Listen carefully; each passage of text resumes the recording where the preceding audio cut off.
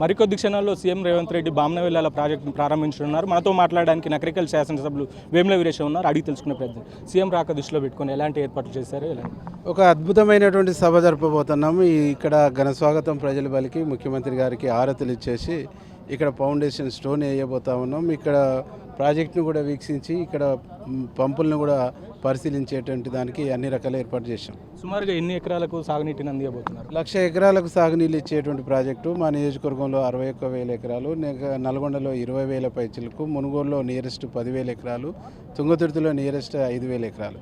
ఇంత ప్రతిష్టాత్మకమైనటువంటి ప్రాజెక్టు కాబట్టి మా మంత్రి గారు కోమటిరెడ్డి వెంకరెడ్డి గారు కలల ప్రాజెక్టు ఇది.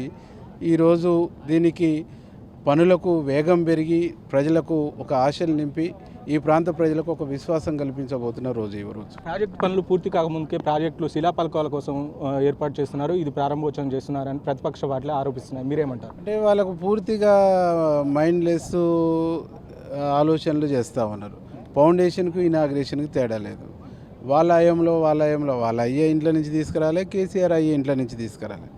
ఏ ప్రభుత్వాలైనా ఒక పనిని ప్రారంభించేసినప్పుడు ఆ పనిని వాళ్ళు నిర్లక్ష్యం చేసినప్పుడు వచ్చినటువంటి ప్రభుత్వాలు దాన్ని ప్రతిష్టాత్మక కాంగ్రెస్ గవర్నమెంట్ గతంలో రాజశేఖర రెడ్డి గారు ప్రారంభించినటువంటి ప్రాజెక్టు కాబట్టి ఇప్పుడు కాంగ్రెస్ గవర్నమెంట్ దీన్ని ప్రతిష్టాత్మకంగా తీసుకుని వేగంగా పూర్తి చేస్తూ ఉంది. నకరికల్ నియోజకవర్గంలో ఎన్ని మండలాలకు సాగునీరు అందిస్తుంది ఈ ప్రాజెక్టు? చిట్యాల, కటంగూరు, నెకరేకల్లు, నార్కడ్పల్లి ఈ 4 మండలాలకు దీని నీళ్ళు అందే అవకాశం.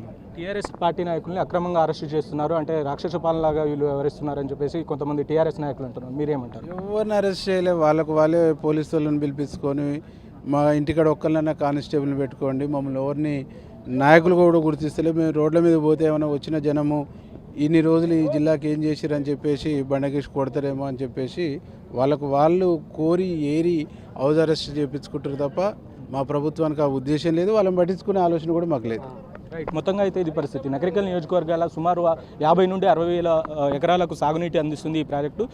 నకరికల్ నియోజకవర్గ చిరకాల ప్రజల కోరిక ఈ ప్రాజెక్ట్ అని చెప్పేసి నకరికల్ ఎమ్మెల్యే వేముల వీరేశ్ అని చెప్తున్న పరిస్థితి అయితే కనపడుతుంది. కెమెరామెన్ శంకర్తో శంకర్, ప్రైమ్ న్యూస్, నల్గొండ.